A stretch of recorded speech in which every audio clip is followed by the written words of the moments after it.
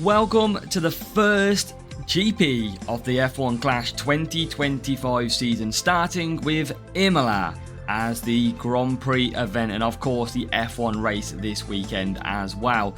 Now this is going to be a one-stop shop for your strategy for this week's qualifying session for this GP, and we've got strategies covering Junior and Challenger because it's a little bit too early to work out and be confident in those Contender and Champion. If you are up there entering one of them GPs, then good luck to you, but we're going to build our strategies based on what we believe is correct and then adapt as we go through. So happy to get some feedback along the way, but here is your number one strategy guide and you're going to wait to see these strategy maps.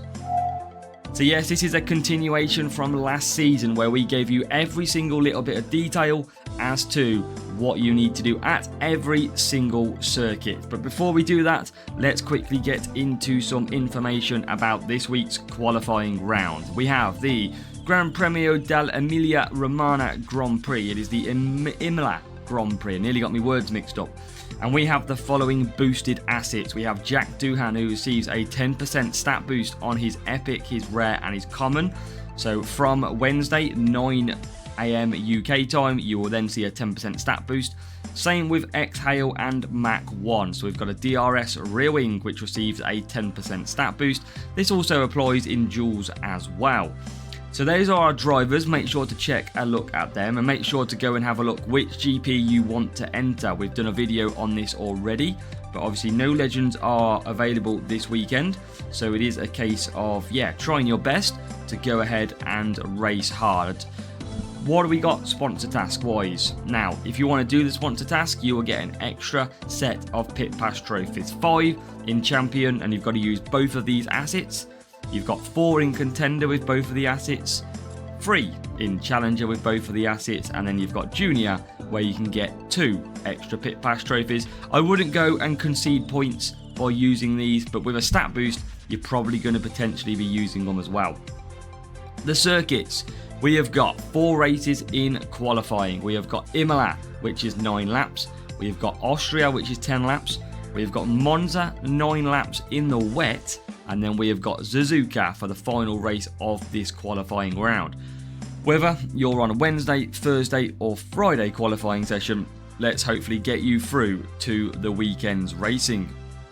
So, into our beautiful strategy guide we go, and we said that we've only got Junior and Challenger, and that is because we do have an indication of what we're going to run, but I'm not prepared to put that out there yet. So these are our track maps, and we're going to go through everything about the circuit of Imola. So, first of all, we have the track stats of the circuit. You need to pick your race start drivers, so have a look down your driver list for the GP you're entering, difficulty, and select your highest stat race start drivers. Simple as that.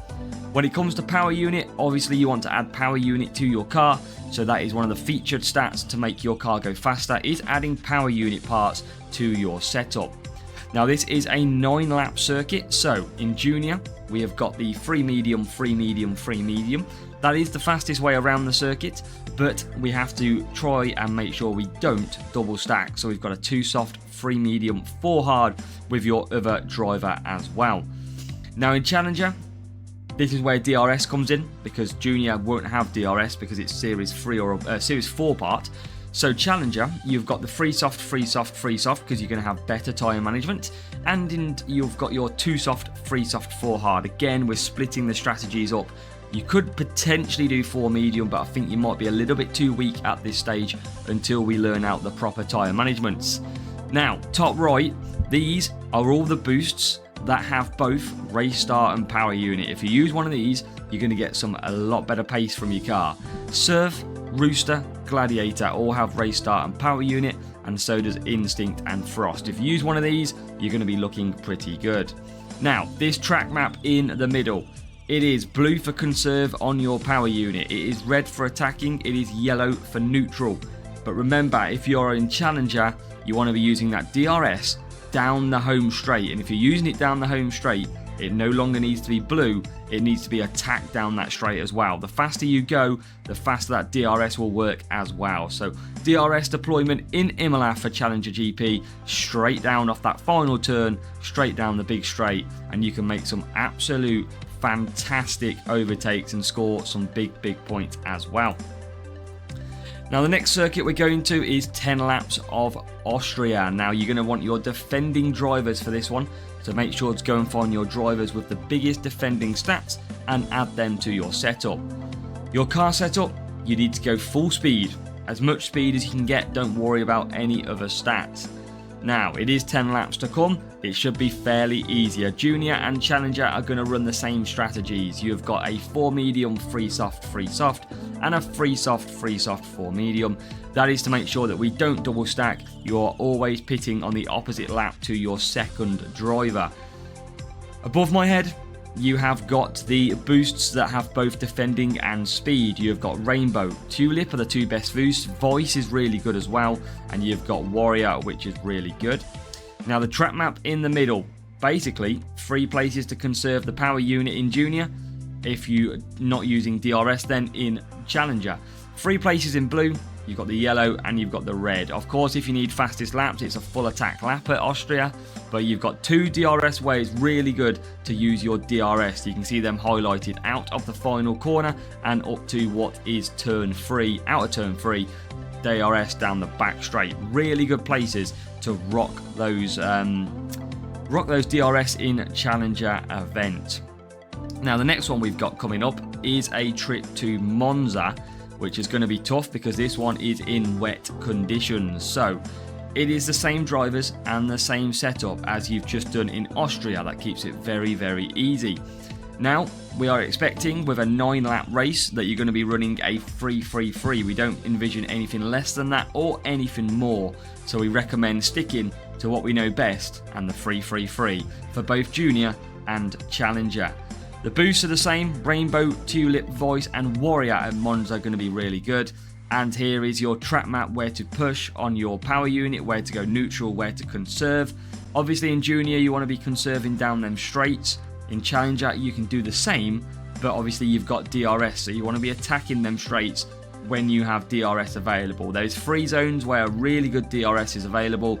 You can see the back straights and the home straight, really good for DRS. So make sure you've got some power units saved and then go and attack. You can make some good overtakes. A lot of overtakes on Monza now with DRS is going to be fantastic. And then finally, for our final circuit, we have got still defending drivers at Japan, but we have got a cornering setup. So go and pick all your parts with that cornering stat increase, and it's a 7-lap circuit in Japan. Now we're expecting similar strategies, both Junior and Challenger. 3 medium, 2 soft, and a 2 soft, 3 medium, making sure that we do not double stack both of the drivers. That is the best way around here. Now above here we have got the boost, we have got Hook, Movember, Prince, Tsar, some of the best boosts around, which feature both defending and cornering. And then we have got Jin, Cranberry, Reindeer and Downforce. Now in the middle you have got your track map, 2 places to conserve in blue. You can see the back straight and the home straight, with a lot of overtaking to be done on the rest of the lap. Challenger, you're going to see DRS being used down the back straight and also the home straight, so some really good places to use that DRS in Japan. So that is your first GP event qualifying round strategy guide for Junior and Challenger. They are your strategies. Contender and Champion will be built up over the weeks, but at the moment I am not too confident with the Contender and Champion strategies, so I'm not going to give them to you. Make sure they'll be back probably next week to we fill out this strategy guide nicely. But make sure, if you've got any feedback too for me, if you want to let me know any strategies that you think are best or better, let me know down below. But really hope that these strategy guides are going to give you all the information you need to go and get your best result straight away.